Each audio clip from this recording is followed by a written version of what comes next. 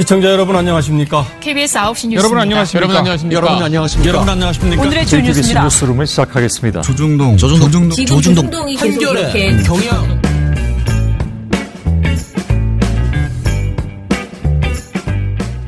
민원연의 미디어 탈곡기 412화를 시작하겠습니다.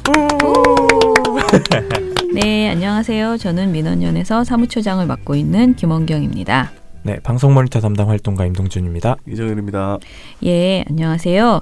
제가 지난주 금요일 날 너무 깨방정을 떨면서 좋아했더니만은 우리 남편이 저희 방송을 듣고 나서 그렇게 너무 사무처장이 촐싹맞게 채널 그 TV조선 그 저기 뭐 4개 나왔다고 4개 나왔다고 그렇게 좋아하는 거는 너무 불공정해 보인다고 저한테. 아닌데 공정한 건데 내가 방송에 워낙 문제가 많았기 때문에 내가 TV조선이 싫어서 그런 게 아니고 이건 정말 진심인데요. 제가 꼭 해명을 해야겠다라는 생각을 했습니다. 어떤 분들은 저희가 굉장히 정치적인 목적을 가지고 조선일보나 TV조선이 잘 하고 있거나 문제가 없는데도 저희가 일부러 막 트집 잡아가지고 의도를 가지고 무슨 그렇게 하고 있다고 혹시나 착각하시는 분이 있을 수 있어요. 저희가 시민방송심의위원회 하는 것도 TV조선을 잡으려 한다라고 착각하시는 분도 있어요. 그런데 저희 시방의 안건을 보시면 아시겠지만 MBN이나 채널A가 뭐 비슷비슷한 그 수준으로 등장하고 있고요. 저희는 그냥 정말 그냥 문제가 심각한 내용들 그런 거 위주로 일주일에 하나를 이제 골라서 시방위를 넣고 있어요. 그런데 그걸 고르는 과정에서 TV조선이 조금 더 자주 걸릴 뿐이에요. 더 심하니까. 네. 그리고 그걸 저희가 냈을 때 어떤 것은 기각이 되는데 TV조선은 기각률도 더 높아요. 그럼에도 불구하고 지금 이제 그렇게 4건이 쌓였다는 것이거든요. 네. 그래서 제가 너무 좋아해서 제가 마치 무슨 TV조선을 잡으려고 하는 마녀라도 되는 것처럼 그렇게 착각하실 필요는 없다. 다만 방송이 방송 같아야지 우리가 되는데 우리 단체는 사실 그 일을 하기 위해서 존재하는 곳이고요. 그렇죠. 그렇기 때문에 저희의 실적에 대해서 즐거워했던 것뿐이랍니다. TV조선에 그리고 김광일 씨가 직접 민주언론실 민주연합이라고 발언을 했잖아요. 네, 저희의 공로를 인정해 주셨습니다. 그렇죠. 그분이. 인정인지 뭔지는 모르겠지만 약간 좌표를 찍어서 쟤네를 저주해 주세요. 민원연을 혼내주세요 하신 것 같기도 하지만 저희가 그 사건을 전하는 과정에 민주언론 시민연합이라는 단체가 일부 내용을 지적하여 민원을 제기했고 이를 받아들인 방송통신심의위원회가 명예훼손, 품위유지 이런 여러 규정을 위반했다 하여 법정 제재를 하였습니다. 예. 아무튼 간에 제가 그런 주의를 저희 밤의 사무처장에게 들었으므로 오늘은 좀 조심하면서 아니 방심위가 제대로 심의를 했으면 저희가 이렇게까지 안 해도 됐잖아요. 네네. 그러게 말입니다. 예. 그래서 이렇게 사람을 저처럼 점잖은 사람을 이렇게 흥분시키게 하는 우리 언론 환경이 참 문제다라고 제가 정말 저희 전 박서근 대표님이 저한테 지난주 토요일 날 뭐라고까지 말씀하셨냐면 제가 사실은 기분이 좀 안 좋았는데요. 뭐라고까지 하셨냐면 우리 한국 언론의 적폐청산이 안 되는데 가장 큰 걸림돌은 김원경 처장이 너무 순한 거라고 그렇게 얘기를 하시는 거예요. 제가 너무 더 세게 싸워야 되는데 제가 너무 마음이 순해가지고 다 이해하고 막 뭐든지 다 너무 점잖게 가고 있어서 그게 좀 답답하다고 하셨는데 그럼에도 불구하고 그날 좀 깨방정을 털고 지난 금요일날 좀 웃었잖아요. 좀 더 냉철하게 그리고 아주 정교하게 일을 해나가면 더 좋겠지만은 가끔 가다가 그렇게 흥분해서 좋아할 때도 있어야 되지 않겠습니까? 그렇죠. 네. 아무튼 저의 변명이었습니다. 자, 그럼 스크랩 해보겠습니다. 그리고 그 전에 저희가 토요일에 또 맞아요. 99위가 돼가지고. 저장해 놓으셨습니까? 저는 핸드폰에 저장했습니다. 언제 사라질지 몰라서 빠르게 캡처를 해놨습니다. 네, 99위. 새로 오신 분들 환영하고요. 이 광고 넣어주신 진모현 감사의 말씀을 다시 한번 드립니다. 그러게 말입니다. 정말 거듭 회원님들께 배꼽 인사를 드립니다. 회원이 없었으면 오늘의 이 상황은 오지 않았다. 특히 우리 99위는 오롯이 오로지 진모모 회원님의 덕이다. 감사합니다. 네, 아주 감사드립니다. 미디어 오늘 기사인데요. 강성원 기자의 글입니다. 국회의 뉴스통신료 구독료 또 주먹구구 심사로 올리나라는 제목이었어요. 국회 예산을 심사하는 국회 운영위원회에서 일부 뉴스통신사 구독료를 대폭 인상하기로 결정했다라고 했는데요. 연합뉴스 구독료 2,500만 원 증액, 머니투데이 그룹의 민영통신사인 뉴스원도 4,200만 원 증액. 아니 근데 국회에서 왜 이 뉴스 구독료를 주죠? 통신사 뉴스를? 그러니까 국회에서만 주는 게 아니고요. 네. 정부기관에서 구독료를 대부분 다 줘요. 구독료? 네. 지금 저희가 연합뉴스가 받고 있다라고 하는, 그러니까 구독료라고 하나? 정부 지원금이라는 말 많이 하잖아요. 네. 근데 그게 사실상 구독료의 형태로 지급이 그래요? 되고 있는 거예요. 근데 이제 너무 많은 곳에서 보고 있어서 사실상 정부 지원금에 가까운 거죠. 정부 기관이 전부 다 이 구독료를 내고 있기 때문에. 근데 구독료 안 줘도 볼 수는 있잖아요. 그렇죠. 우리는 볼 수 있죠. 포털에서 볼 수 있는. 근데 국회까지 이렇게 돈을 주고 가면서 해야 되나? 그 일종의 이제 사용료라고 해야 되는데 제가공까지는 아니지만 그 보도를 공유하고 뭐 이렇게 할 수 있게 한다는 건데요. 사실 그런 거 안 줘도 다 공유하고 우리가 다 볼 수 있는 방법이 얼마든지 포털을 통해서 홈페이지를 통해서 다 하는데 구독료를 주고 있는 거죠. 자, 아무튼 국회 사무처는 연합뉴스에 10억 800만 원, 뉴시스에 2억 7,200만 원, 뉴스원에 2억 5,800만 원, 예, 총 합쳐서 3개 뉴스통신사에 15억 3,800만 원의 구독료를 올해 지불하고 있다고 합니다. 그런데 이것을 이제 내년에는 더 올려가지고 연합은 10억 3,300, 뉴스원은 3억, 뉴시스는 2억 7,200 이렇게 올라간다는 것이거든요. 아니, 국회에서 이렇게 돈을 준다는 거잖아요. 네. 뉴시스는 2억 7,200만 원 그대로 유지된다고 하네요. 그러니까 뉴시스는 안 올려주네. 뉴스원만 3억 원으로 구독료가 인상이 되는데 뉴스원은 많이 올라가는 거네요. 지금 4,200만 원 예, 올라갔죠. 4,200만 원 올라가는 거네요. 네. 그래서 지금 연합뉴스 관련해서는 오히려 이게 너무 적은 거 아니냐라는 말들도 있고 오히려 또 많은 거 아니냐 이렇게 하는데 연합뉴스와 뉴스원 구독료가 차등이 있는 것에 대해서 뉴스원이 작년에도 구독료 증액을 요청했는데 운영위에서 통과를 했음에도 불구하고 예결위에서 증액이 안 된 것으로 알고 있어서 증액할 필요가 있었다라는 송금주 의원의 의견이 있었고요. 그리고 통신사 간의 경쟁 환경 조성을 위해서 증액 요청을 한 것이다라고 이렇게 말을 했대요. 그러니까 뉴스원이 지금 유난히 많아졌잖아요. 증액이 많이 됐잖아요. 네. 그리고 연합뉴스 구독료 5천만 원 증액을 요청했다는데 연합뉴스는 정부에서 공통으로 관리하고 있어서 정부와 공동 보조를 맞춘다면서 예산을 증액할 필요성은 없어 보인다라고 국회 사무처가 이렇게 얘기를 했네요. 근데 궁금한 게 네. 연합뉴스는 국가기관 통신사라고 해서 구독료 주는 거 이해한다고 해도 네. 뉴시스하고 뉴스원은 국가기관도 아니고 네네.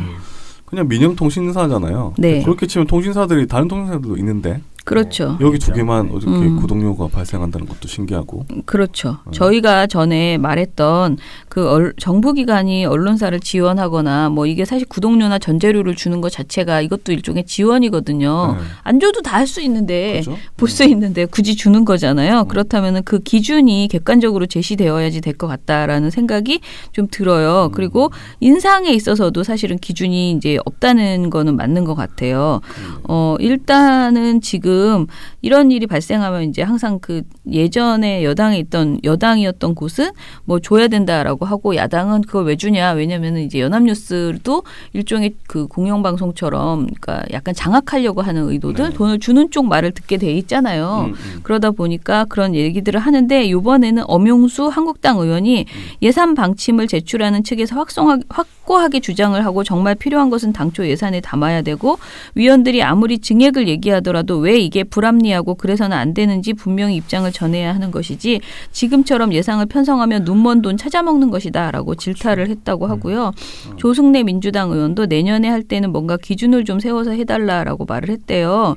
근데 사실 저희가 묻고 싶은 것은 지금 이정일 PD가 말한 것처럼 애초에 증액의 문제가 아니고 왜 이 3사에게 이것을 주어야 하는가라는 것 같아요. 그러니까 처음에 연합뉴스에게 주는 것은 오히려 또 우리가 또 사회가 합의를 한 부분이 있는데 민영통신사인 뉴시스에게 준 것도 이상한데 그 다음에 뉴스원이 또 생기면서 뉴스원에도 또 이렇게 그렇죠. 주기 시작하고 이건 도대체 그러면 만들면 계속 줄 건가? 그럼 정부는 계속 통신사가 만들어지면은 계속 이렇게 구독료를 줄 것인가? 이런 다른 이름의 통신사들도 몇 개가 있는데. 네. UPI라든지. 네. 그렇죠. 거기는 지금 안 받는다는 거잖아요. 네네. 그러니까. 그렇죠. 이런 부분은 저희도 한번 찾아보고요. 이게 되게 주먹구구 예산이고 통신사의 민원에 어떻게 보면 당하는 거 아닌가. 그러니까 국회 입장에서는 잘 보도해 줄 필요가 있잖아요. 절실히 바라죠. 언론하고의 거의 협업의 관계죠. 예. 그런데 언론사가 돈을 달라고 하고 이렇게 정말 민원을 막 계속 요청을 하면 우리 좀 올려주세요 이러면은 그 연합뉴스가 받고 있으니까 연합뉴스 받는데 우리도 주세요. 이렇게 했을 거란 말이에요. 처음에 시작은. 근데 그러면 이렇게 계속 주고받는 것이 우리 국민의 세금인데 결국은 그렇죠. 이렇게 주고받는 것이 맞는가에 대해서 한번 짚어보도록 하겠습니다. 예. 다음 소식은 MBC 보도를 저희가 하나 가지고 왔는데 MBC가 16일 날 단독 보도를 하나 냈어요. 근데 그 내용이 TV조선. TV조선과 관련됐습니다. 요즘 공주파 방송에 조선일보, 조선미디어그룹이 자주 등장하죠. 싸우는 것 같아요. 웃깁니다. 근데 내용이 뭐냐면 사주 일가에서 일하다가 최근에 해고당한 운전기사가 MBC에 제보를 해온 거예요. 네. 무슨 제보였느냐. 자신은 운전기사가 아니라 머슴이었다는 겁니다. 온갖 허드렛 일을 한 것은 물론이고 치욕스러운 폭언과 폭행까지 당했다고 말했습니다. 장인수 기자가 보도합니다. 이분이 어디서 일을 하셨냐면 TV조선 방정호 대표의 집에서 운전기사로 일을 하셨는데 이분이 자녀들 등하교 그리고 사모 수행을 담당하셨다고 해요. 네. 근데 아이들을 데리고 가는데 느닷없이 전화가 와가지고 아직도 거기 가냐. 참 기가 막힌다. 운전만 한 게 아닙니다. 구두도 닦았고 마트 가서 장도 보고 세탁소 가서 옷도 찾아오고 여기저기 송금할 때는 먼저 김 씨가 자기 돈으로 붙인 뒤 나중에 받는 일도 많았습니다. 운전만 한 게 아닙니다. 뭘 했냐면 구두도 닦고 골프 갔다 오면 골프화도 닦고 이런 걸 다 시킨 거예요, 이분한테. 아니 운전기사라면서. 웃기지 않나요? 네. 근데 이 보도의 하이라이트는 초등학생 딸입니다. 이분이 초등학생 딸한테도 이런 말도 안 되는 이 갑질 행위를 당했어요. 하지만 초등학생 딸한테 당한 수모는 지금도 잊지 못합니다. 그 때리기도 하고 막 귀에 대고 감을 지르기도 하고 불안하더라고요. 심지어 핸들까지 꺾더라고요. 그럼 이거를 누가 믿겠습니까? 어린아이의 철없는 행동으로 넘겼지만 이러다 자칫 사고라도 나면 모든 책임을 뒤집었을까 두려워 김 씨는 녹음을 시작했습니다. 아저씨! 아이고 귀 아파라. 또 소리 질러줄까? 또 소리 질러줘? 소리 질러주면 사고나. 나 아저씨랑 생활 안 할래. 아이고 막 때리기까지 해 이제. 정정돼. 초등학생 아이는 수시로 김 씨를 자르겠다고 말했습니다. 이거 진짜 엄마한테 얘기해야 되겠다. 아저씨 진짜 해고날래요? 그런데 김 씨는 실제로 해고 통보를 받았습니다. 지난달 24일 다른 설명은 없이 한 달 말미를 줄 테니 다른 직장을 알아보라는 통보를 받은 겁니다. 억울한 마음에 그는 녹음 파일 하나를 방 대표 부부에게 전했습니다. 다음 날 부인 이 씨는 딸에게 사과를 시켰습니다. 그런데 불과 두어 시간 뒤 녹음을 지우라며 당장 내일부터 나오지 말라고 했다고 김 씨는 더욱 억울해했습니다. 그러니까 조선일보가 고용한 거죠. 조선일보가 고용을 했는데 고용을 하고 나서 이렇게 갑질을 했다는 겁니다. 아니 잠깐만. 이 기사를 웃기죠. 보니까 방 씨의 개인 비서잖아요. 이렇게 되면은 그러니까 회사 돈으로 개인의 비서를 부린 혹은 뭐 운전기사를 부린 횡령으로도 볼 수 있는 김 씨의 월급 통장. 디지털 조선일보가 월급을 지급했습니다. 방 대표 집안에 사적인 일을 했는데도 회사가 월급을 준 겁니다. 인터넷에 올린 채용 공고에는 방 대표의 장충동 자택에서 자녀 2명의 학교 학원 등하교, 사모의 점심 저녁 약속 수행이라며 횡령죄의 증거가 될 수 있는 내용을 버젓이 적어놨습니다. 개인 기사의 급여를 회사가 지급하게 했다면 배임죄 내지 횡령죄가 성립할 가능성이 높다고 생각됩니다. 최근 이 조선일보, 조선미디어그룹과 관련해서 지상파 방송에서 자주 나오고 있는데 나올 때마다 웃긴다. 네, 이 보도도 한번 못 보셨다면 찾아보시는 걸 추천합니다. 네. 근데 제가 사실은 이 그 사모님 수발하는 운전사 이야기를 진짜 잘 알거든요. 제 친구 중에 그런 분이 한 분 계십니다. 근데 이 대기업 다니는데 대기업 아주 높은 사람의 그 운전을 하는 친구가 있는데 다 그렇더라고. 다. 안 그런 사람 없어요? 안 그런 사람 없대요. 진짜 근데 이게 정말 본전 생각하는 거야. 자기가 조금 한가하잖아요. 자기 일정이 바쁘면 그런 거 안 시켜요. 그런데 자기가 조금이라도 자기가 출장을 가거나 자기가 조금만 뭐 여유가 있잖아요. 회의 긴 회의를 한다. 그럼 고세 사모님 수발하게 보내는 거야. 여기처럼 뭐 그 집 애기 그 집에 애 학원 데려다주고 뭐 여행도 갔다 오고 세탁물 찾아오고 정말 그래요. 자기네 막 그 무슨 생계형 여러 가지 일들이 있잖아요. 그런 거 막 시키고. 근데 이게 우리 사회에서 그게 갑질이라거나 지금 말하는 그 대기업 직원이잖아. 그럼 그 기업을 위해서 일해야 되잖아. 이런 얘기하면 잘리는 거야. 그러니까 말 못해. 너무 이런 일상 다반사가 되어버린 이런 문제들이 참 있더라고요. 자, 그나저나 저도 어저께 이거 보면서 막 웃었는데 도대체 보헤미안 랩소디의 남자 주인공 라미 말렉이라는 분이 느닷없는 사진이 하나 나왔죠. 주간조선에서 나왔던 인터뷰 기사였는데 이 분이 이제 워낙 인기가 있다 보니까 요즘 화제가 되고 있다 보니까 이 사람을 이제 외국에서 찍은 거죠. 인터뷰를 하고 사진도 찍었는데 이 사람이 들고 있는 그 책 한 권이 있는데 확대를 해보면 네, 주간조선인데 주간조선 제목이 나는 왜 문 정부에 등을 돌렸나. 하필이면 이게 왜 이렇게 됐을까요? 이 제목이 붙었을까요? 이런 것을 이제 들고 있었거든요. 그래가지고 사람들이 정말 조선일보는 패관이 답이다 막 이런 댓글을 막 달고 어떻게 여기 가서 이 책을 들고 사진을 찍게 할 수가 있냐 막 이런 이야기를 했거든요.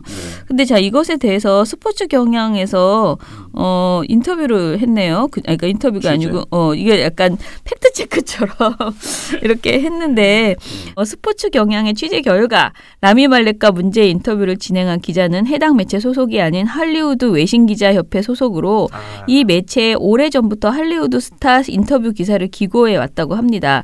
기사 콘셉트상 인터뷰 당시 발행된 주간지 표지를 들고 사진을 찍는 게 관행처럼 이어져 왔다는 게 업계의 설명이라고 하고요. 제가 요거를 또 팩트 체크해봤거든요. 네. 실제로 그 주간조선 사이트에 가면 여기 연예면에 보면은 스타들이 외국 사람들이 다 주간조선을 들고 찍고 있긴 있어요. 네네. 근데 안 찍은 사람도 있어. 싫은 사람은 안 하나 보다. 안 찍은 사람도 있어요. 그냥 자료 사진 같은 사진을 그냥 실은 사람도 있고 그렇습니다. 네. 자, 그리고 그러면은 본인이 이것을 인지를 했을까라고 기자가 이제 생각하는데 그렇죠. 그런데 보헤미안 랩소디 측에 물어봤나 봐요. 그랬더니 라미 말렉이 문구에 대해서 이해했는지 여부는 정확히 알 수 없다. 그러나 레이디 가가나 조디 포스터 등 그동안 주간지를 들고 찍은 스타들의 인터뷰 기사들을 봤을 때 별다른 인지 없이 사진을 찍었을 것으로 보인다. 이번 논란이 커지고 있어서 일단 사태를 파악하고 있다라고 밝혔다고 합니다. 예, 아무튼. 근데 좀 웃긴 게 이 보헤미안 랩소디의 이 라미 말렉 이분이 사진 찍어서 나온 거는 10월 29일 날 나온 2530호. 제가 확인해 보니까. 근데 그 뭐 나는 왜 문정부의 등을 돌렸나? 그거는 2525호예요. 그러니까 요거랑 그거 사이에 5개나 있어? 4개가 더 있습니다. 근데 이걸 들고 찍게 한 그렇지. 거예요? 이건 약간 근데 의도성이 보이는데. 이게 4주를 기다려서 그거를 가지고 있다가 4주를 기다려서 라미 말렉을 들고 찍게 한 것 같은. 웃기네요. 이거는 본인한테 영어로 어떻게 편지를 써줘가지고 항의를 하게 해야겠다. 너 속았어. 뭐 이렇게 그러니까 당신 때문에 지금 영화가 차질을 빚을 정도로 이런 무리를 일으키고 있다 이 얘기를 해줘야겠네요. 근데 영화는 너무 잘 나가서 전 세계에서 지금 2번째로 매출이 좋은 게 퀸이잖아. 한국에서 지금 전 세계 2번째더라고요. 그럼요. 나는 퀸 영화가 왜 이렇게 늦게 나왔는지 이해할 수가 없습니다. 아무튼. 후원 한번 한다고 언론이 갑자기 바뀌기야 하겠어요. 하지만 지나보면 알걸요. 매달 하는 후원이 언론을 어떻게 바꾸는지. 좋은 활동이 쌓인다. 좋은 언론을 만든다. 민주언론 시민연합. 예, 그러면은 오늘 민원연 방송 모니터 시작해 보겠습니다. 몸짓 하나로 민원년 방송 모니터 삼바의 여인 특집.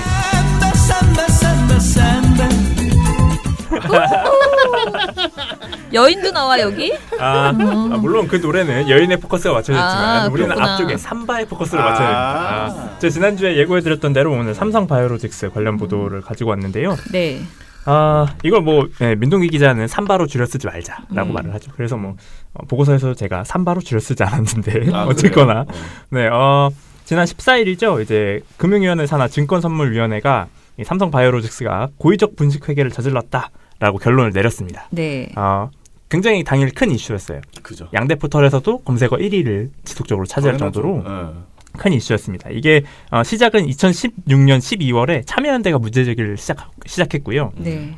그 이듬해 2017년 3월에 또 심상정 의원이 이 문제를 집요하게 파고들면서 금감원이 이걸 또 감리를 하겠다라고 발표를 했고 무려 1년 8개월이 걸려서 이거 오래 걸렸다. 네, 1년 8개월이 걸려서 고의적 분식회계로 확정이 됐습니다. 이 결과로 인해서 이제 바이오로직스는 상장 폐지 심사를 받게 됐고요. 그리고 금감원 증선위는 요 삼성 바이오로직스의 모기업이죠. 삼성물산에 대해서도 감리를 검토하겠다라고 얘기를 했어요. 근데 저희 민원연이 이 삼성 바이오로직스와 관련해서 처음 모니터를 한 게 아닙니다. 지난 5월이죠. 금감원이 첫 이제 분식회계를 발표했을 때 이때도 저희가 모니터를 했었는데 네. 당시 모니터를 조금 설명을 드리면 당시에는 채널A MBN이 미보도였어요. 보도를 안 했습니다. 그렇다는 건 TV조선을 보도를 했다는 거죠. 그러네. TV조선 보도 당시에 기억나실지 모르겠지만 금감원을 비판했습니다. 네.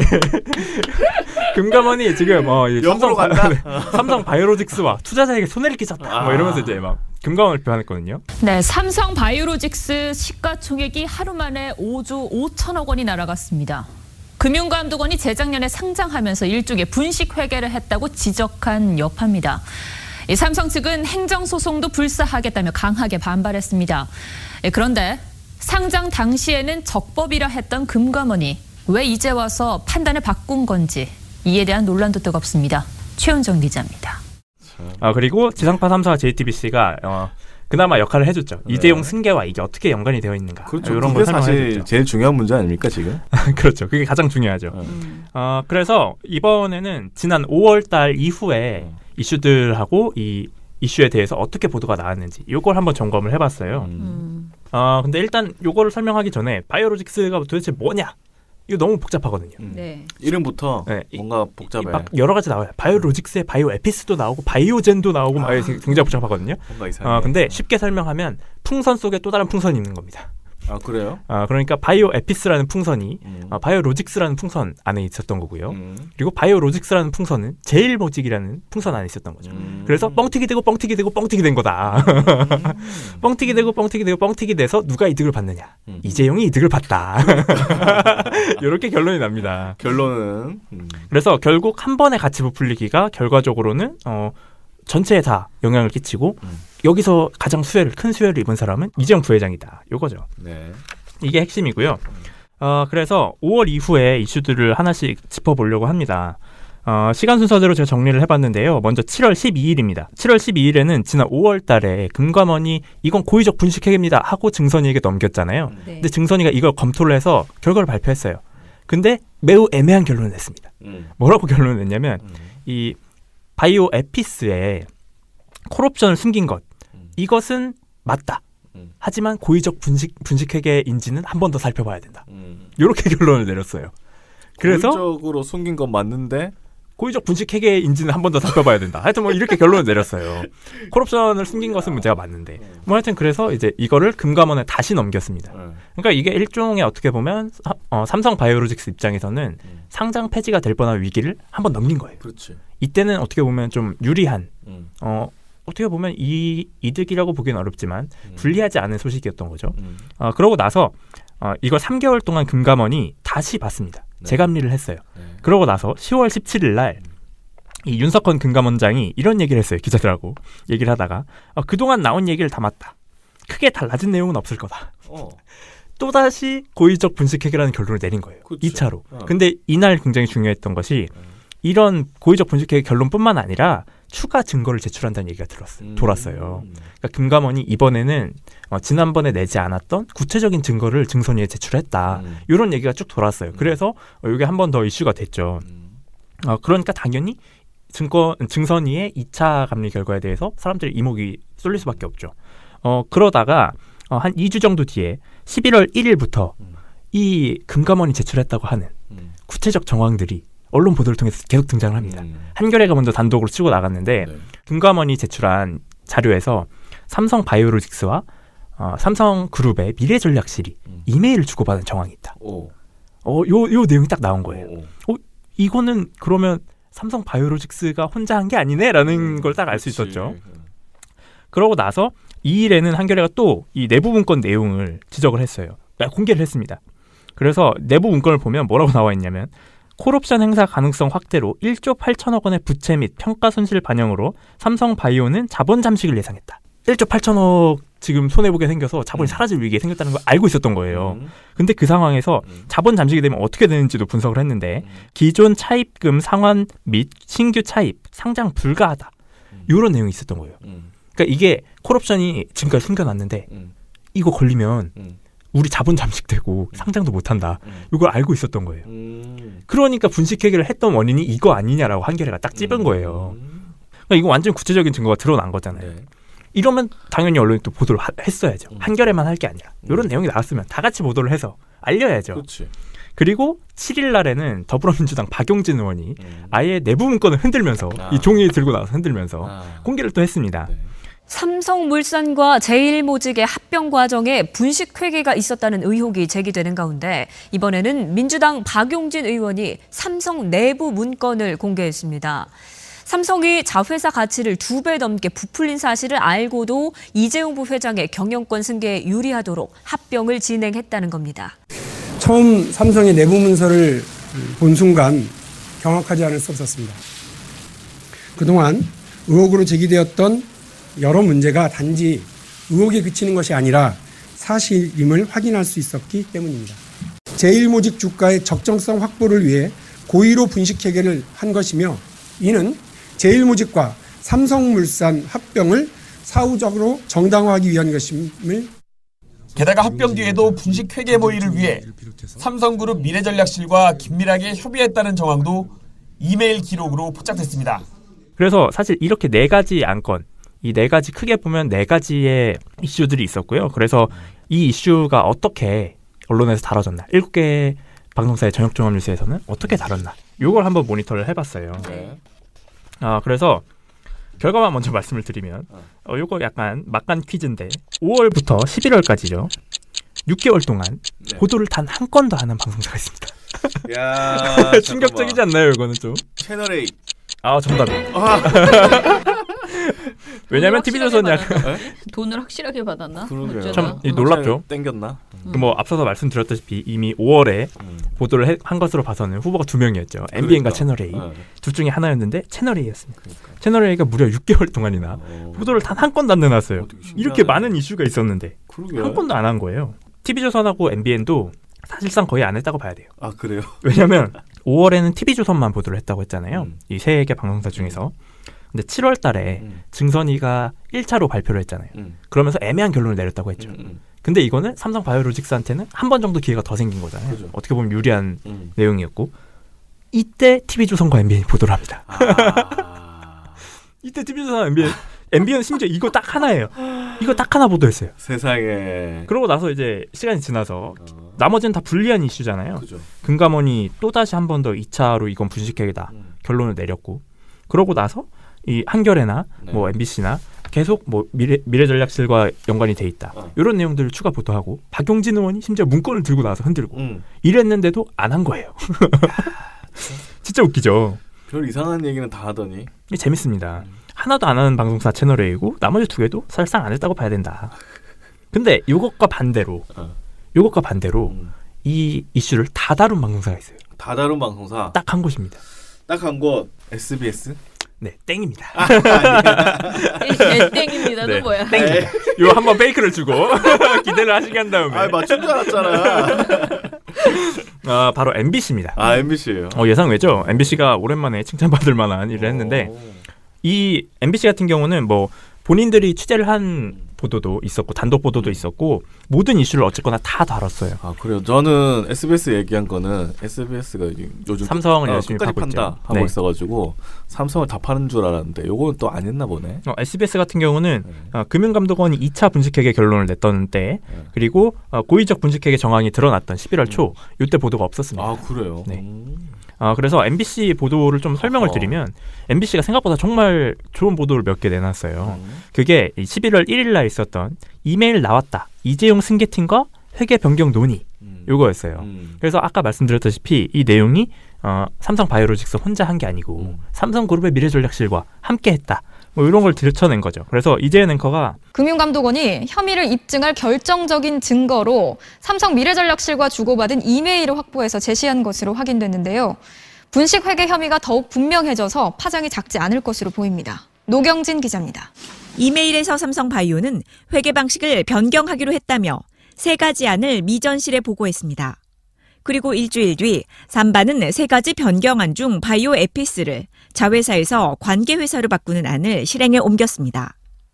이로 인해 삼바의 기업 가치는 3천억 원에서 4조 8천억 원으로 커지게 됐고 이재용 부회장이 대주주인 제일모직과 삼성물산의 합병은 정당성을 갖추게 됐습니다. 이 미래전략실하고 이렇게 하겠습니다. 요 3개 중에 이렇게 어떻게 하면 좋을까요? 한 다음에 선택한 거 아니냐. 그렇죠. 이런 의혹이 일 수밖에 없잖아요.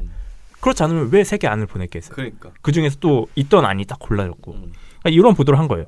그러고 나서 하루 뒤에 MBC가 단독 보도를 내놨어요. 추가 취재를 한 거죠. 무슨 내용이었냐면 거래소도 움직였다. 규정 완화에 삼바 같이 키워.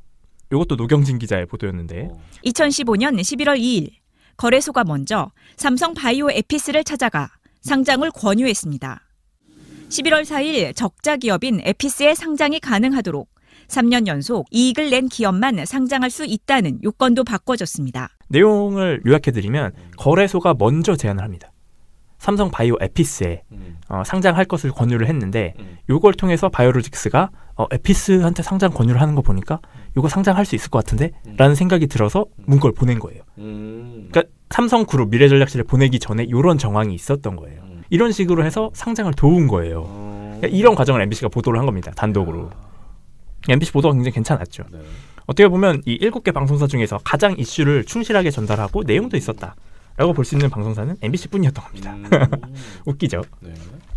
근데 저는 삼성바이오로직스 관련해서는 지금 워낙 김어준 씨가 열심히 정말 매일매일 사람을 데려다가 하루는 회계사, 하루는 변호사 막 돌아가면서 뭐 그다음에 뭐 아무튼 다양하게 좀 더 쉽게 말할 수 있는 사람을 찾아서 끊임없이 물어보고 본인도 열심히 얘기를 하고 이 정도 밝혀진 게 사실은 MBC KBS 덕도 저는 있다고 MBC 덕도 있다고 생각을 하거든요. 그러니까 김어준 씨가 일단은 열심히 했죠. 그렇지만은 이렇게 뭐 한겨레나 MBC 같이 다른 데서도 붙어줘서 같이 했기 때문에 처음에 모니터할 땐 도대체 이게 무슨 안 될 것 같다라고 이제 생각을 했었는데, 예. 근데 여기까지 온 것만 해도 대단하다라고 생각을 해요. 그리고 이제 참여연대가 특히 이렇게 대박을 날려줘가지고 시민단체의 의미를 다시 한번 짚어줬다라는 생각이 듭니다. 네. 아, 우리도 이런 거 하나 좀 터뜨려야 되는데 그런 생각을. 저희는 지난 금요일에 TV조선에 한번 언급이 됐기 때문에. 그렇습니까? 공로를 인정받았죠. 네. 그런데 이게 이제 더 많은 국민들이 알게 하려면 이게 너무 복잡한 사안이어가지고요. 지금 우리가 얘기하는 걸 들어도 무슨 말인지 모를 거예요. 그러니까 그냥 나쁜 놈들 그것만 아는 거야 머릿속에. 그렇죠. 삼성은 나쁜 놈. 뭘 숨기고 뭐 고의로 뭐 노력을 하고. 그리고 돈을 막 지네가 세금 안 내려고 막 부풀리고 정당하게 사지 않고 막 이렇게 뺏어오고 이렇게 어떻게 같은 식구끼리 막 주머니 돈이 쌈짓돈 왔다 갔다 하고 막 이랬다. 이렇게만 이제 다들 생각을 하고 있어서 이런 굉장히 어려운 부분들에 대해서 계속 알려나가고요. 그다음에 오늘 이제 그 아침에 또 들어보니까 이 삼성바이오로직스를 사셨던 개미주들이 이제 모여서 소송을 한다라고 해서 그 소송을 진행하겠다면서 좀 붙어라라고 하더라고요. 그러니까 그 피해자들 훨씬 많은데 그중에 200명 정도만 지금 소송을 하는 걸로 하고 있어서요. 그 사람이 더 많으면 많을수록 더 큰 힘도 되고 또 뭐 변호사비도 적게 나올 거고요. 그러니까 많은 사람들이 붙어줬으면 하더라고요. 근데 그런 부분들까지 여러분들이 뭐 설마 우리 이 중에 우리 미디어 탈곡기 듣는 분 중에 삼성 바이오로직스 지분을 사신 분이 있는지는 모르겠지만 있을 수도 있죠. 아무튼간에 많이 알려가지고 지금부터 시작이다. 이제는 지금까지는 완전 은폐하고의 싸움이었다면 이제부터는 그 은폐는 이제 끝났고 그러면 이걸 얼마나 쉽게 국민들한테 알려나가느냐. 이게 은폐를 하지 않아도 은폐가 될 수밖에 없는 사안이에요. 너무 어려워서. 그래서 그거를 잘 알려나가는 게 필요하고 그러려면 사실 방송이 저는 좀 더 그러니까 저는 김어준 씨가 왜 저러나 왜 똑같은 말을 저렇게 매일 하나 그런 답답함이 좀 들 때가 있는데 그 사람이 생각하기에 그렇게 해야 된다고 보는 것 같아요. 그러니까 매번 아주 쉬운 말로 다시 한번 얘기하고 이제 알았어? 이제 알았어? 그 누군가를 위해서 계속 그렇게 말하고 있는 것 같거든요. 그래서 우리 언론도 좀 한번 했다고 퉁치지 말고 지금부터라도 지금 뭐 MBC, KBS, 뭐 JTBC 이런데 JTBC도 제법 보도를 잘 하거든요. 이거 관련해서. 그래서 좀 계속 집요하게 설명을 해주고 이것의 의미, 이것이 어떤 불법적인 문제 있는지를 계속 알려나가 가면서 그 재판까지 이루어졌으면 좋겠다. 그렇게 생각이 듭니다. 그러면 TV조선 채널A MBN은 안 했어요, 아예? 그래서 제가 다음으로 준비한 것이 증권선물위원회가 2차 결론을 내렸던 지난 14일 날 보도입니다. 당일 보도를 제가 살펴봤는데요. TV조선 채널A MBN이 이걸 안 할 수 없죠. 그렇죠. 안 하는 건 단순하게 전하긴 해요. 정말로. 이거 안 하는 게 불가능해요. 하지만 지상파 3사와 JTBC와는 확실한 차이가 있습니다. 어떤 면에서 차이가 있었냐면 일단 지상파 3사 그리고 JTBC의 보도량을 먼저 말씀을 드릴게요. 가장 많은 보도를 냈던 방송사는 SBS입니다. 5건을 냈고요. 그리고 이어서 KBS가 4건, MBC, JTBC가 3건이었어요. 근데 이 방송사들은 이걸 어디에 배치했을까요? 앞에? 무조건 톱보도죠. 이거는 네, 상장 폐지가 언급되고 이재용 부회장의 승계가 걸린 사안이잖아요. 그러니까. 무조건 톱보도죠. 근데 TV조선 채널A MBN 언제 등장하느냐? TV조선은 딱 한 건이에요. 보도 순서 6번째고요. 채널A는 2건입니다. 그래도 채널A가 가장 앞섰어요. 4번째입니다. 근데 MBN은 딱 한 건을 하면서 이걸 9번째 배치했어요. 아니, 그래도 나는 이 세 채널이 10번째 안으로 들어갔다는 게 대단한 거예요? 네. 저는 안 할 거라고 생각했었는데 해서 좀 더 놀라긴 했는데 네. 앞서서 채널A가 6개월 동안 안 했기 때문에 저는 이번에도 안 하지 않을까 싶었는데 해서 좀 다행이었고요. 어쨌거나 그래서 이 내용들, 이 보도 내용들을 쭉 한번 봤어요. 제가 쭉 한번 봤는데 이상한 거예요. 이 분명히 나와야 되는데 안 나오는 단어가 있어요. 이 TV조선 채널의 MBN에서 이게 안 나와요. 뭐가 안 나오느냐? 혹시 그 이름 아닙니까? 볼드모트인가요? 이름을 말해서는 안 되는 그인가요? 네, 뭐가 안 나오냐? 이재용 승계가 안 나와요. 그러니까. 이재용 승계 안 나옵니다. 눈 씻고 찾아봐도 안 나오는 거예요. 그게 핵심인데 지금. 그래서 제가 이거 이재용 승계를 말을 안 한단 말이야? 그래서 타방송사를 봤죠. 지상파 3사와 JTBC를 봤더니 무조건 나옵니다. 당연하지.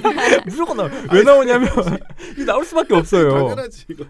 이 간단하게 말씀드리면 왜 나올 수밖에 없냐면 이게 결과적으로는 이 증선이의 판결이 삼성 바이오로직스의 고의적 분식회계를 결정지은 거지만 이게 결과적으로 어디까지 이어지냐면 승계 작업까지 이어지잖아요. 승계 작업을 위해서 이렇게 됐다는 거잖아요. 가치가 부풀려졌기 때문에 승계 작업까지 이어진다라는 것은 승계가 있었다라고 말을 하는 거예요. 그렇죠. 근데 이재용 부회장 2심을 기억하실지 모르겠지만 2심에서 이재용 부회장은 승계라는 현안이 없기 때문에 제3자 뇌물죄에 해당하지 않는다라고 해서 제3자 뇌물죄 무죄를 받았어요.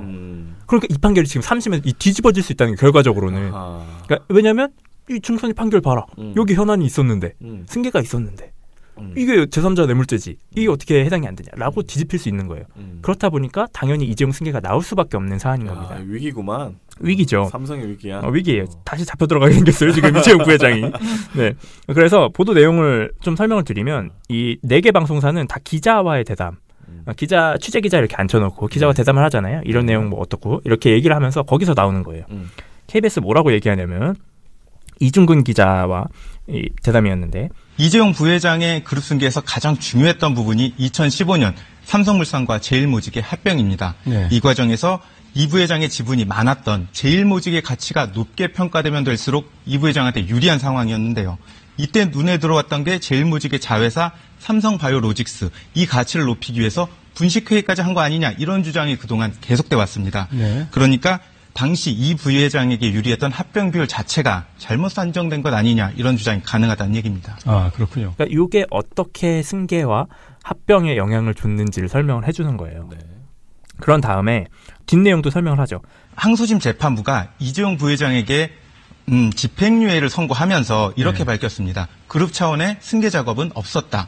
1심에서는 인정됐던 부분인데 2심에서 뒤집힌 거죠. 네. 그럼 금융당국의 결정 내용을 보면 이재용 부회장의 지배력을 높이기 위해서 계열사의 분식회계, 그러니까 그룹 차원의 지원이 있었다, 이런 주장에 힘이 실립니다. 네. 결국은 대법원 판단에도 영향을 미치는 거 아니냐, 이런 관측이 가능합니다. 아 그렇군요. 그러니까 이렇게 설명을 하는 거예요. 명백하잖아요. 그러네. 이걸 짚어줘야죠. 타방송사도 마찬가지입니다. MBC는 앞서 보도했던 노경진 기자가 또 나와서 얘기를 하는데, 앞서 이 부회장은 2심에서 제3자 뇌물수수 혐의에 대해서는 무죄를 선고받았는데 이것이 바로 경영권 승계라는 현안이 없었기 때문에 박근혜 전 대통령에게 뇌물을 제공할 이유가 없다, 이런 내용이었거든요. 이 무죄의 근거가 흔들릴 수 있기 때문입니다. 네, 잘 들었습니다. 이렇게 얘기를 한 거예요. 그러니까 이재용 부회장 명백하게 이게 지금 현안이라고 등장을 했다. 라는 걸 짚어준 거죠. 나머지 방송도 똑같아요. 요 같은 내용을 SBS, JTBC도 똑같이 기자와 함께 대담을 하면서 이런 내용을 얘기를 합니다. 이렇게 얘기를 해야 정상적인 거죠. 이게 진짜 상식적인 보도잖아요. 그럼 궁금해지죠. 도대체 이 세 방송사는 뭘 했을까? 이걸 안 하고 뭘 할 수 있을지 지금 의심스럽잖아요. 바이오의 위기 뭐 이런 거 한 거 아니야? 진짜 웃깁니다. 근데 이 세 방송사가 공통적으로 지적한 부분이 등장해요. 뭐지? 뭘 열심히 했냐면 이재용은 안 나오고요. 상장 폐지가 안 될 거다. 왜? 부정적이다. 이 상장 폐지는 어려울 거다. 이런 얘기하면서 뭘 언급을 하느냐? 투자자에게 손해다. 이 판결이 투자자에게 손해다. 이거 어디서 많이 들어본 프레임 아닙니까? 5월달에 나왔던 거예요. 5월달에 나왔던 투자자 손해 프레임을 그대로 들고 나온 겁니다. 가능성은 높지 않다는 분석이지만 혹시라도 상장이 폐지될 경우 8만 명이 넘는 개인 투자자 피해가 불가피합니다. 투자자들은 큰 피해를 입게 됐습니다. 당분간 주식 거래가 정지될 뿐만 아니라 상장 폐지까지 될 경우 상당한 파장이 일 수 있는데요. 회사를 상대로 한 줄 소송도 예상됩니다. 박수일 기자가 보도합니다. 주식 거래는 바로 정지됐고 최악의 경우 상장 폐지도 될 수 있습니다. 애꿎게 이 주식을 갖고 있던 사람들만 손해를 보게 된 거죠. 이기종 기자입니다. 애꿎죠. 아주 애꿎다. 이런 얘기 막 하는 거예요. 투자자 자꾸 손해 본다. 그러면서 이제 이후에는 똑같이 상장 폐지 안 될 거다. 상장 폐지에 대해서는 지금 부정적인 평가가 많다. 그거를 이기종 기자가 얘기하죠. 당장 8만 명에 달하는 소액 주주들의 피해가 불가피하지만 회계 문제만으로 상장 폐지까지 가지 않을 것이라는 게 대체적인 관측이다. 아니 삼성이 회계 장난질만 안 쳤어도 투자들한테 피해가 안 가잖아요. 진짜 웃기지 않나요? 이게 무슨 말이야 이 도대체. 고의적 분식회계는 없는 거예요. 그러니까 고의적 분식회계는 짧게 설명하고 이 내용을 막 강조하는 거죠. 굉장히 웃깁니다. 막 이러면서 채널A는 진짜 화면도 웃겨요. 막 이 쭉 세워놓고 이 주식거래 정지 막 이렇게 크게 팍 박았거든요. 웃깁니다 진짜. 이건 정말 격까지만 보는 거다. 물론 8만 명이 손해를 볼 수 있죠. 손해를 보는 것도 사실이죠. 하지만 그걸 이용해서 이재용 부회장이 세금을 얼마나 안 냈는데요. 부당하게 승계를 받으면서 그 내용은 하나도 안 다룬 거잖아요. 이재용 부사장 때문에 결론적으로 투자자들이 피해를 보는 건데. 이게 진짜 재벌 3세가 승계를 받는 과정을 이렇게까지 숨길 수 있나. 그래서 결과적으로는 이 정말 부정할 수 없는 상황까지 온 거잖아요. 증선이가 고의적 분식회계라고 결론을 내려버렸고. 그러니까 이 상황에서는 이 3사는 이재용까지는 안 된다. 선긋기에 나서는 거죠. 이재용은 안 돼. 이렇게. 아니 그게 선이 안 그어질 텐데. 대단합니다. 나중에 진짜 만약에 그까지 가면 어떡하려고? 그때 보도 아예 안 하려고? 뭐 그때는 아마 뭐 잡혀 들어갔다 뭐 이런 보도를 하지 않을까. 아니 그때는 이재용이 엄청 희생자인 것처럼 보도해야지. 어떻게 하겠어. 들어가는 거는 해야지. 물론. 그때 또 할 얘기가 많잖아요. 또 우리 멋진 회장님께서 어떻게 감옥살이를 하는지 또 보여줘야지. 물론 TV조선을 위해서 하나 말씀해 드리자면 TV조선이 요 다음 날이죠. 15일. 15일 날은 이재용 부회장 비판하는 코너를 하나 진행했어요. 아 진짜? 네, 신기하게 또 따져보니를 통해서 비판을 하긴 했습니다. 강동원 기자? 네 맞습니다. 그래서 전 좀 놀랐어요. 멀쩡하게 얘기를 해가지고. 왜 그러지? 왜 그래? 선을 못 끊는다는 걸 이제 파악한 거죠. 거기서부터는. 요건 아니구나. 요건 아니구나. 파장이 심하구나. 여기까지는 못 끄겠구나 우리가. 아니 가끔가다 언론인 척해. 그러니까 제가 늘 말하지만은 가끔가다 언론인 척해야 된다니까요. 그리고 박근혜 때도 TV조선 박근혜도 가끔가다 까고요. 이렇게 최순실 관련 영상을 몇 개월 동안 가지고 있다가도 공개를 안 했잖아요. 그런 방송합니다. 네, 그렇게 이렇게 중간중간 해줘야 또 더 주는 거예요. 서로 간에 압박을 해줘야. 나의 힘이 있어. 내가 하염없이 그렇게 봐주는 사람이 아니야. 이거를 중간중간 보여줘야지. 그럼 약간 이렇게 밀당을 하는 거지. 사랑하는 사이에서는. 자, 그러면은 이 바이오로직스 아무튼 방송 보도가 제일 중요한데 왜냐면 신문은 사실 신문보다는 방송이 국민들이 더 많이 보잖아요. 어찌 됐든 뉴스를. 영상으로 많이 네, 그러니까 방송이 좀 더 많이 나와야지 될 텐데 말입니다.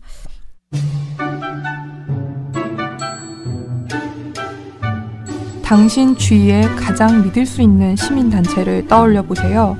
어떤 단체인가요?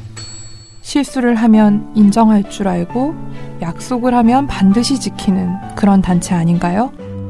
늘 좋은 언론을 만들기 위해 원칙을 지키는 예측 가능한 단체. 그런 단체가 믿을 수 있는 단체입니다. 언론이 미래다. 민주언론 시민연합. 프랄림 바이 조미선님, 새로운 월요일, 새로운 언론을 기다리며 멀고 힘들다고 당 떨어지지 마세요. 저번에도 저희 당을 챙겨주셨던 것 같은데. 네. 자, 카톡 이모티콘 오쯔네코님. 네. 이 이제 일요일 언론대회부 1,000원을 후원해 주셨습니다. 감사합니다. 자, 미령곰탱님, 금요일에서 일요일 방송 잘 들었습니다. 먼저 금요일 방송을 듣고는 도대체 조선일보는 어떻게 하면 저렇게 오보와 막말을 매일 하는데도 폐간이 안 되고 방송국 폐지가 안 되는지. 한편 김세옥 팀장님이 또 할 때 김세옥 팀장님이 결혼하셨는지 안 하셨는지 모르겠지만 혼내실 때 저렇게 하실 거 아닐까. 토요일 수다맨 역시 빵빵 터졌다고 하셨고요. 그리고 일요일 방송은 조선일보는 나쁜 놈들이라고 외치고 싶을 정도였다라고 하셨습니다. 자, 다른 분 더 읽어주세요. 혼돈의 세계. 네, 혼돈의 세계 달팽이님께서 또 일요일 방송에 1,000원을 후원해 주셨습니다. 우리 돈 많이 벌었는데? 예. 네, 440416님. 또 한 주가 가네요. 날씨가 많이 쌀쌀해졌네요. 감기 조심하세요. 내일도 탈탈탈 해주셨습니다. 네, 감사합니다. 가을 그리고 겨울님이 어제 17일 아침 조선TV, TV조선이죠. 신통방통에서 태양광 관련 방송 팩트체크를 해주세요라고 써주셨네요. 이거는 아마 저희 지금 담당하시는 인턴분이 있기 때문에 모니터하고 계실 걸로 생각됩니다. 네. 지금 태양광 관련된 방송에서 문제가 많더라고요. 저도 이렇게 중간중간에 보면은 이것뿐만 아니고 제가 강적들에서도 완전 꼴보기 싫어 죽을 뻔했다 그랬잖아요. 말도 안 되는 소리 막 하더라고. 상당한 주장 정말 많이 합니다. 예, 그래서 모니터를 하긴 해야 근데 됩니다. 또 신통방통이네. 그러네. 괜찮아요. 이제 김광희 씨는 없습니다. 그리고 레이니치세님, 토요일 방송을 듣고 지난 금요일 유 부장님과의 통화에서 어리버리했던 저의 모습이 다시금 기억이 났습니다. 간단하게 택배 관련 이야기만 하려고 했는데 저희 예상과 다르게 유 부장님이 직접 전화를 받으시는 순간 정말 머릿속이 하얗게 되면서 무슨 말을 했는지 모르겠네요. 굳이 그렇게까지. 언젠가 처장님과 BW님과 직접 만날 즐거운 날을 기다려봅니다. 하셨습니다. 네. 아유, 이 돈이 이렇게 계속 들어와서 어떡하나. 네, 아이고 보니까 애들 아빠님이 또 토요일에 1,000원, 혼돈의 세계 달팽이 또 1,000원, 토야짱 27님께서는 금요일 방송에 1,000원 이렇게 후원을 해주셨습니다. 토야짱님이 그 밑에도 또 토요일 것도 후원을 토요일 것도 해주셨고, 그 토야짱님 27님께서도 오늘부로 구독합니다. 앞으로 열심히 애청할게요. 화이팅하세요. 이렇게 써주셨고, 감사합니다. 로메오 0925님께서도 토요일 거에 1,000원을 후원해 주셨습니다. 네. 아이고, 감사합니다. 다들 감사드립니다. 네. 자, 그리고 애들아빠님, 조선일보에는 왜곡 연구부서가 따로 있는 게 아닐까요? 숫자 하나 갖고 어떻게 이렇게 왜곡할까? 머리를 맞대고 있을 모습을 상상해보면 너무 웃겨요. 화이팅! 민원연 5건 가자! 그랬었습니다. 아니, 근데 이 왜곡도 진짜 머리가 좋아야 됩니다. 그럼요. 왜냐하면 상관없는 것들을 읽는다는 것 자체가 굉장한 창의력이 필요합니다. 보통 상상력으로는 굉장히 힘들거든요. 진짜. 그러니까요. 이거를 참 대단한 것 같아요. 여러분 그런 창의력을 그런 데다 쓰다니 안타깝네요. 네. 네, 포가폭발님. 네. 후원해주고 싶은데 그러면 뉴스타파, 국민TV, 팩트TV, 고발뉴스들을 후원 줄일 수 없어. 마음만 보내고 잘 듣고 있어요. 힘내세요라고 해주셨습니다. 네 군데 하고 계시네요. 네. 곡성사람님, 조선일보 숫자 장난 이 관련해서 1,000원. 네. 이게 금요일 방송인가? 네. 이렇게 주셨습니다. 후원하셨습니다. 감사합니다. 네, 가을 그리고 겨울님, 김용민 브리핑 광고 보고 구독 중 화이팅하세요 하셨습니다. 감사합니다. 네, 김용민 브리핑 통해서 또 많이 들어오시겠네요. 네. 그죠? 집행위원 H님 2달 전에 다스베이다 보고 정기 후원하고 있는데요. 오 감사합니다. 팟캐가 있는 줄 몰랐습니다. 응원드려요. 소장님, 네, 다스베이다에 가서도 알겠습니다. 홍보를 해야 됩니다. 알겠습니다. 제가 머리띠 하나 준비하겠습니다. 미디어 탈곡기 이렇게 옛날에 촛불 머리띠 하나 했잖아. 그처럼 불 들어오는 미디어 탈곡기 머리. 반짝반짝하게. 네, 주책을 한번 떨어보겠습니다. 레이니 치세님 혹시 몰라 캡처해봅니다. 그러면서 드디어 우리가 99위가 됐다고 눈물이 날 것 같다고 하셨습니다. 캡처를 잘하셨네요. 네네. 99일 저희가 하루 하고 다시 내려와서. 정말 내일도 탈탈탈 데일리 방송하시느라 정말 고생 많으셨습니다. 감격입니다 하셨어요. 감사합니다. 네. 네. 트러스 노원님. 네. 또 특집 재밌네요. 저는 계속 웃으면서 들었습니다. 아 그래요? 우리 조선은 근데 저런 보도를 낸 의도가 궁금해요. 네가 할 소리는 아니지 싶은데. 어쨌거나 라이벌로 KBS를 생각하는 건 아닐 테고 본인들 돈 나가는 것도 아니고 주문 제작형 보도라면 공영방송에 중간 광고가 나가면 손해를 보거나 하는 쪽이 뒤에 있을 텐데 손해보는 건 우리 시청자 외에 누가 있으려나요?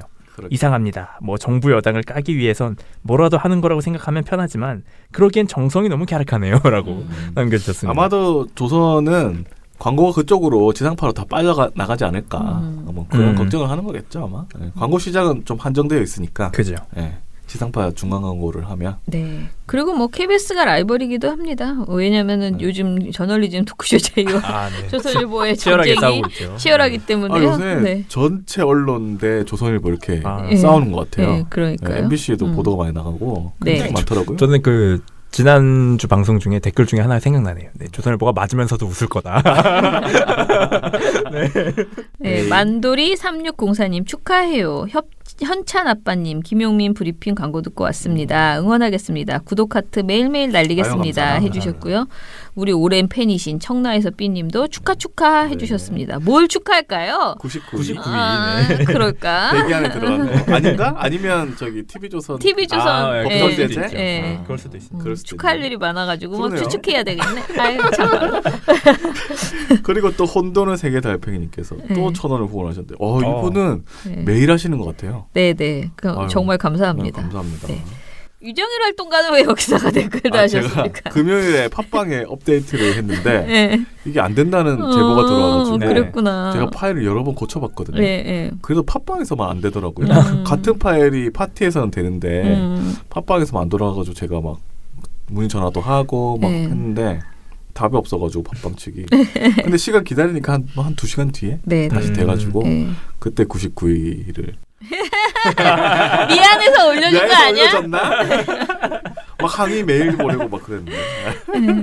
아이 참 많이 읽었네요. 오랜만에. 이게 한 3일 이렇게 쉬었더니 이렇게 댓글이 많이 달렸습니다. 주렁주렁. 감사하고요. 이 많은 수입을 어떡하지? 뭐 사 먹지? 지금 고민하고 있습니다. 좋은 데 쓰겠습니다. 가장 좋은 거는 우리가 배불리 먹는 거라는 생각도 듭니다만. 예, 그러면 저희는 내일은 신문 모니터로 찾아뵐게요. 민원연의 미디어 탈곡기는 내일도 열심히 털어드리겠습니다. 탈탈탈. 안녕. 네, 오늘 뉴스데스크 마치겠습니다. 청년에게 꿈과 희망을 채널 A가 함께합니다. KBS 뉴스 오늘 순서 모두 마치겠습니다. SBS는 앞으로도 끝까지 파이팅하겠습니다. 오늘 8시 모두 마치겠습니다.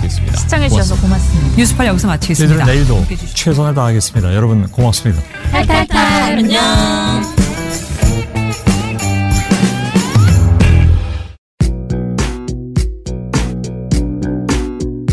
지금까지의 34년은 준비였을 뿐 33년의 퀄리티로 민원연답게 다시 민주언론 10년